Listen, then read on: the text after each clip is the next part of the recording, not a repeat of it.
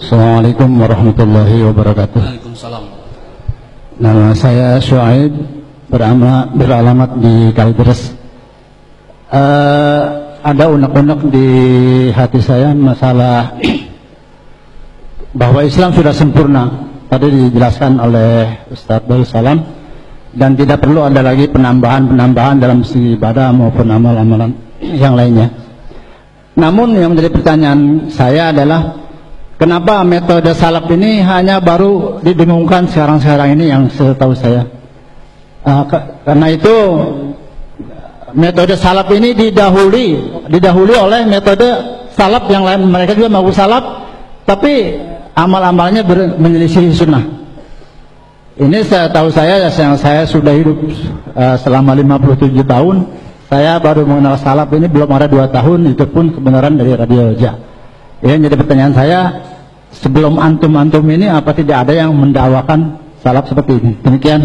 Wabillahi taufiq.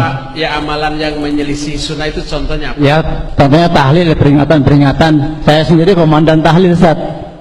Ini ya, bid'ah itu, Ustaz.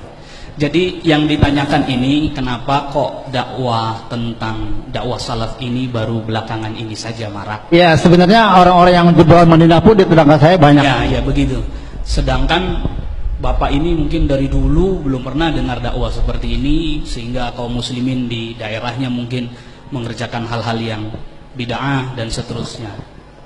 Ya. Baik, terima kasih. Antum arahkan kepada siapa? Kepada Ustaz Darussalam. Silakan Ustaz, dijawab. Darussalam, pertanyaannya Ustaz Darussalam. Dan itu tentunya sekaligus menyinggung soal kesempurnaan Islam, Ustaz. Dan juga mungkin bisa dijelaskan tentang juga universalitasnya. Ya. Alhamdulillah, wassalatu wassalamu ala rasulillah. Tentunya ketidaktahuan kita tentang adanya dakwah salaf dulu tidak menunjukkan tidak ada. Tidak menunjukkan tidak ada. Kenapa kok dakwah salaf baru sekarang, dulu nggak ada? Ketidaktahuan kita dulu nggak ada belum tentu ya tidak ada. Ada, cuman mungkin skalanya masih sedikit dan kecil. Ya. Dulu waktu saya masih kecil SMP, ya, ada beberapa penulis yang di Indonesia ini yang saya lihat akidahnya menuju kepada akidah salafiyah, menetapkan asma wa sifat, dan demikian pula untuk senantiasa berpegang kepada pemerintah, larangan memberontak. Saya ingat waktu SMP saya membaca sebuah buku yang bagus yang berjudul Hakikat Khawarij. Dikupas di situ tentang pemikiran-pemikiran Khawarij. Itu tahun sekitar 80-an. Mungkin Ustaz Abu Haidar yang lebih tua lebih paham lagi tentang hakikat dakwah. Makanya saya anak berharap beliau yang menjawabnya, karena beliau lebih banyak insyaallah pengalamannya. Makanya ya, ketidaktahuan kita tentang hakikat dakwah belum tentu menunjukkan tidak ada. Ada, cuman yang kedua, kenapa ya baru tersebar sekarang? Di zaman dahulu belum. Banyak faktor. Di antara faktornya yaitu sedikitnya orang yang mendakwahkan kepada kebenaran, dan banyaknya orang yang mendakwahkan kepada syubhat. Sehingga apa yang terjadi? Ya, kebenaran itu redup dan syubhat itu muncul. Sehingga dengan banyaknya dai-dai yang berdakwah kepada pemikiran yang tidak sesuai dengan akidah, akibatnya apa? Ya, dan sedikit pula orang yang berdakwah, sangat sedikit pula orang yang mendengar tentang hakikat dakwah ini. Nah, ini ikhwatul Islam azani Allah wa yakum, dan barangkali Ustaz Abu Qatadah dan Ustaz Abu Haidar bisa memberikan tambahan dari jawaban saya. Iya, silakan. Mungkin Ustaz Abu Haidar. Bismillah, alhamdulillah, wassalatu wassalamu ala rasulillahi wa ba'd. Ya, istilah salaf itu sendiri di Indonesia sudah terdengar sejak lebih dari 100 tahun yang lalu, ketika salah satu ormas di Indonesia menyatakan sebagai kelompok salafiyah, dan ormas itu didirikan dalam rangka mengcounter, membendung gerakan yang sebelumnya sudah muncul dengan lahirnya ormas-ormas sebelum itu. Ormas yang dimaksud adalah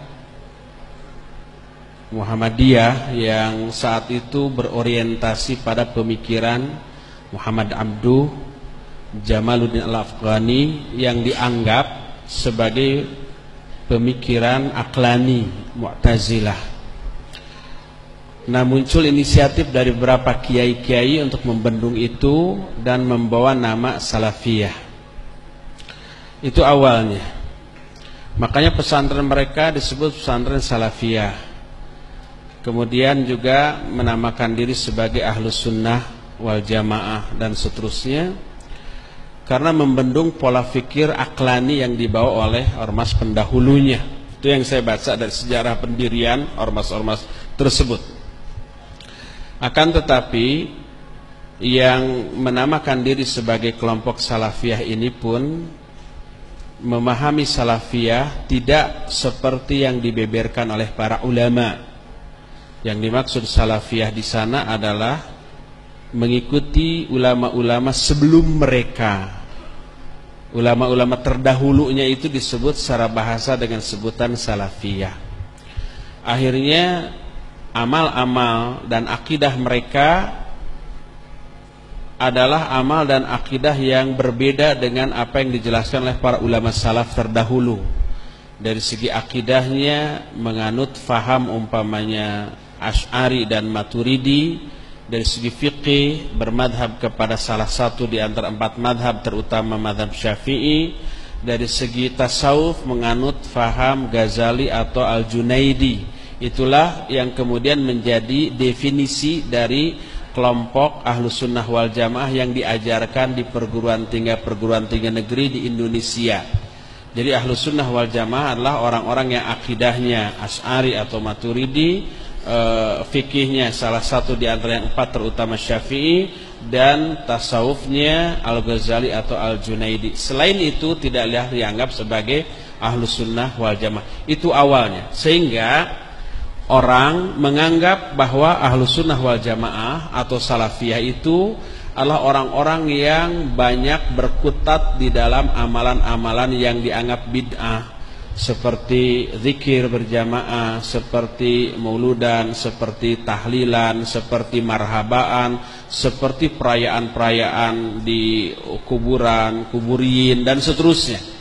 Sehingga sebagian orang merasa fobi dan anti terhadap istilah salaf atau Ahlus Sunnah wal Jamaah ini. Kemudian adapun dakwah salaf seperti yang kita lakukan sekarang ini, awal kemunculannya mendapat penentangan dari berbagai pihak karena perbedaan yang mendasar antara pola fikir dakwah salafiyah dengan kaum muslimin yang ada di negeri ini sebelumnya. Para pemuda Islam tahun 70 dan tahun 80 banyak dipengaruhi oleh buku-buku Islam yang masuk ke Indonesia. Dan buku Islam yang masuk ke Indonesia saat itu lebih banyak dari Mesir, dengan gerakan Ikhwanul Musliminnya dan tokoh-tokoh mereka. Buku-buku Hasan Al-Banna masuk, Said Qutb masuk, Muhammad Qutb masuk, Hasan Al-Hudaybi masuk, Fatiakan masuk, Said Hawa masuk, gitu ya. Dan itu sesuai dengan kondisi keislaman di Indonesia yang ketika itu berada dalam ketertekanan oleh pemerintah Orde Baru. Jadi pemuda Islam saat itu girohnya tinggi, ditekan. Ada buku-buku dari Mesir yang isi dari buku itu begitu pas dengan keadaan kaum muslimin di Indonesia. Maka masuk begitu gencar tanpa bisa ditahan. Itu yang pertama. Kedua, pengaruh kedua yang juga masuk adalah pengaruh berhasilnya revolusi Iran, Khomeini tahun 79. Sehingga berpadulah antara konsep kedua ini, konsep pertama Ikhwan Muslimin dari aspek pembinaannya dengan membuat usroh-usroh seperti yang dilakukan oleh Hasan Al-Banna dengan melakukan sistem sel. Jadi satu anggota harus mencari anggota lain seperti sel membelah diri. Terus akhirnya banyak. Adapun konsep global demi tegaknya syariat Islam, pemerintahan Islam di Indonesia, banyak yang mengadopsi konsep revolusi Syiah Iran di sana. Banyak orang gandrung ke Hasan Al-Banna, gandrung ke Ikhwan Muslimin, gandrung ke Khomeini tanpa melihat bagaimana akidah mereka, karena ajaran akidah saat itu yang benar belum masuk ke Indonesia.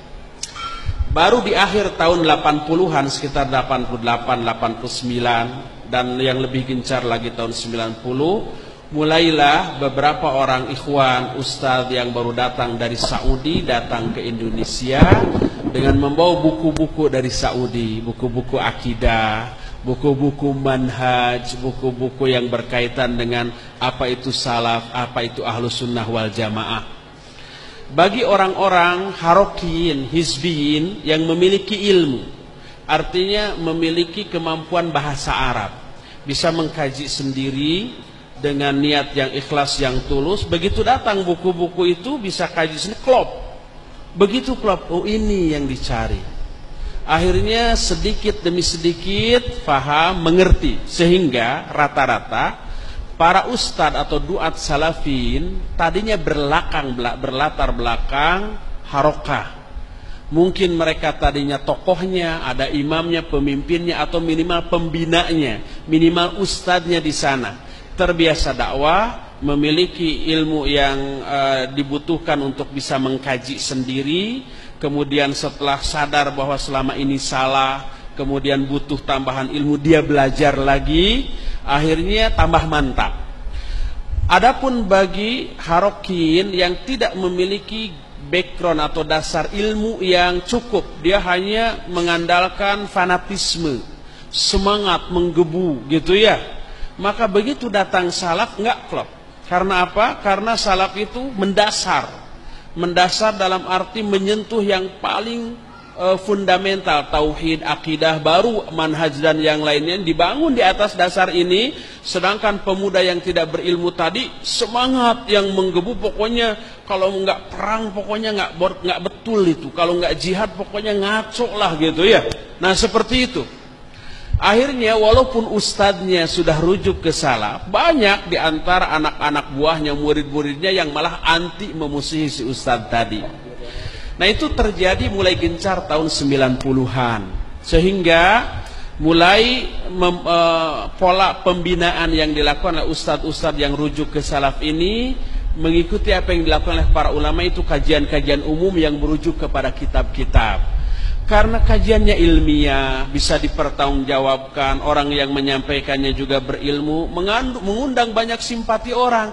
Sedikit demi sedikit bertambah, ada yang rujuk dari harokin, ada yang tambah memusuhi, ada juga yang kesini tidak, kesana tidak, dan futur.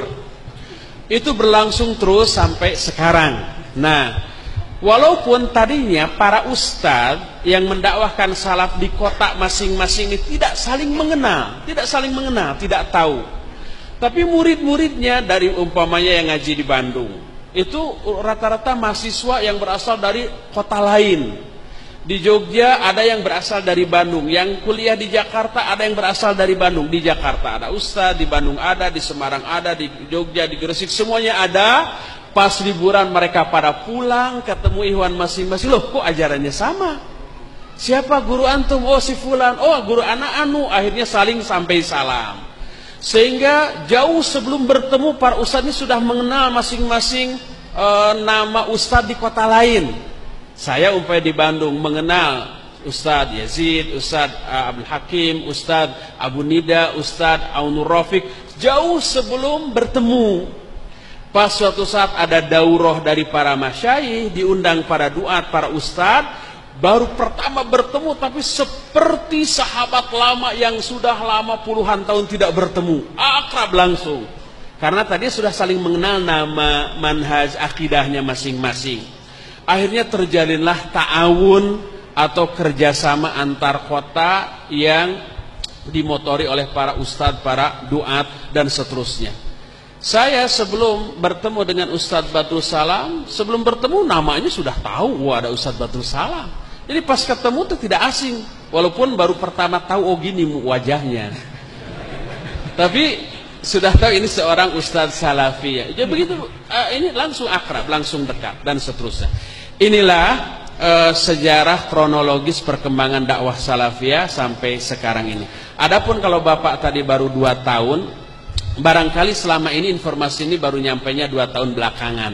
Sebelum-sebelumnya udah dengar tapi dengan versi yang mengerikan gitu ya, bahwa salafin disaklak, salafin ini sedikit-sedikit membid'ahkan, mengkafirkan, keras gitu ya, pokoknya kayak teroris. Mungkin itu yang tertangkap sebelumnya. Tapi setelah dengar, oh ternyata nggak sesuai dengan apa yang saya dengar selama ini. Akhirnya datang, akhirnya terus. Rata-rata yang seperti itu. Wallahu a'lam. Ya, jadi begini, sebenarnya mungkin perlu dipertegas lagi berkaitan tadi dengan saklek, mudah mengkafirkan, mudah membid'ahkan, atau dengan kata lain yang kemudian beredar, ya yang suka ngebom jangan-jangan juga itu. Sebenarnya bagaimana itu, Ustaz? Iya. Belakangan karena kuatnya hujjah, wajibnya kita merujuk kepada as-salafus saleh. Karena dalilnya dari Al-Quran, dari hadis-hadis yang sahih, dari ucapan para sahabat, rujukan para ulama dan seterusnya.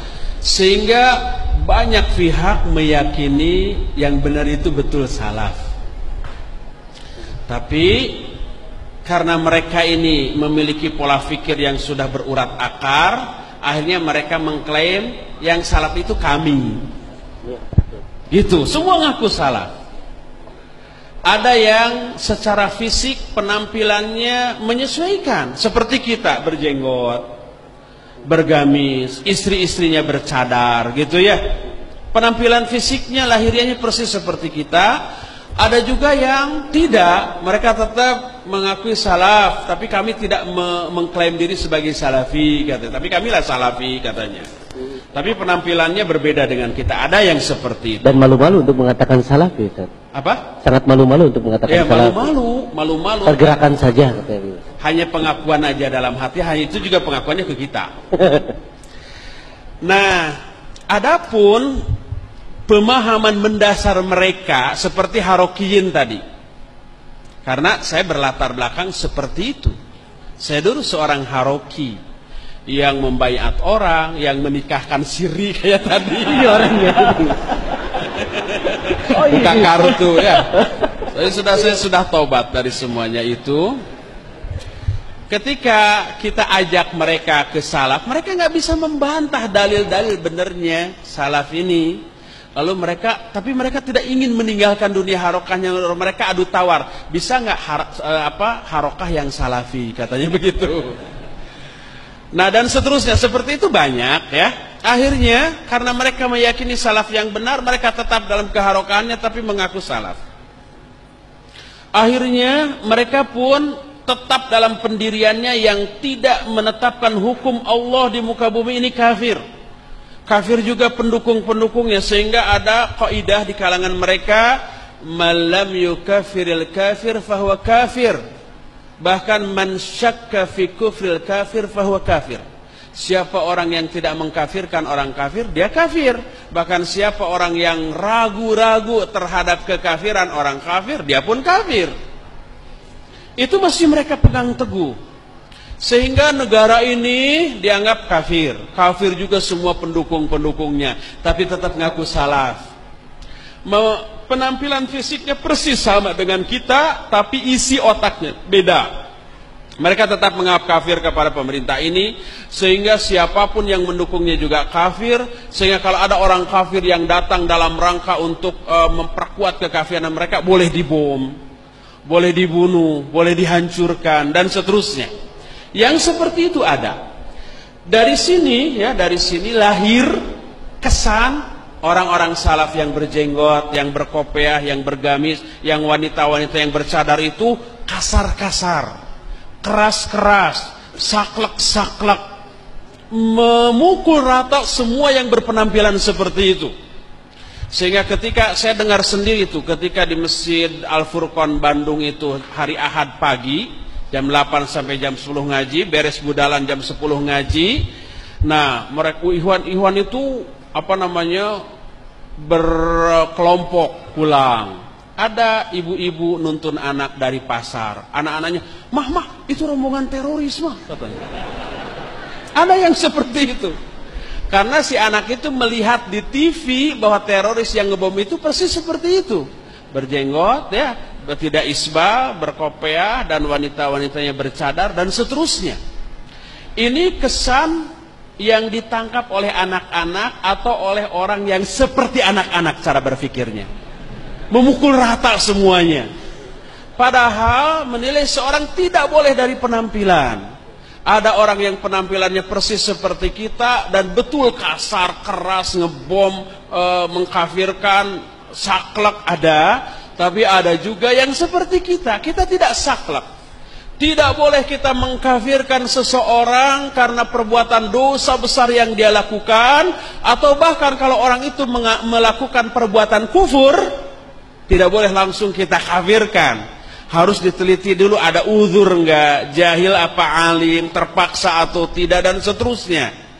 Demikian juga kalau seseorang berbuat perbuatan bid'ah, tidak boleh langsung kita cap, kita vonis, oh ini ahli bid'ah, harus dihajar. Enggak. Ahlu sunnah atau salafin adalah orang yang tidak gampang mengkafirkan, membid'ahkan, menyesatkan, harus melalui tahapan-tahapan yang ketat. Ada iqamatul hujjah. Iqamatul hujjah juga kata Syekh Ali Hasan yang mengutip Syekhul Islam Ibn Taimiyah, ada 3 tahap, 3 unsur yang terkandung. Pertama, bulughul hujjah. Yang kedua, fahmul hujjah. Yang ketiga, adamul mawani'. Jadi hujjah itu sampai. Yang kedua, dia faham. Kalau sudah faham berarti penjelasan kita ini benar-benar gamblang. Ada kalanya kita sampaikan tapi orang itu nggak ngerti, nggak paham, langsung kita tuduh ahlul bidah. Nggak boleh. Oleh karena itulah begitu ketat ya kriteria membid'ahkan, menyesatkan, apalagi mengkafirkan, tidak segampang itu. Makanya kita tidak pernah mengucapkan, apalagi di forum, mengkafirkan orang tertentu, membid'ahkan orang tertentu, menyesatkan orang tertentu. Enggak. Karena apa? Walaupun mereka berada dalam kesesatan, dalam kebid'ahan, dalam kekufuran, kita belum iqamatul hujjah kepada mereka. Oleh karena itu kalau ada anggapan salafin saklek, itu sebuah anggapan yang keliru.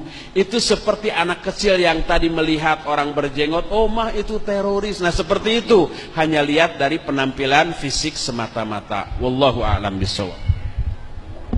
Baik.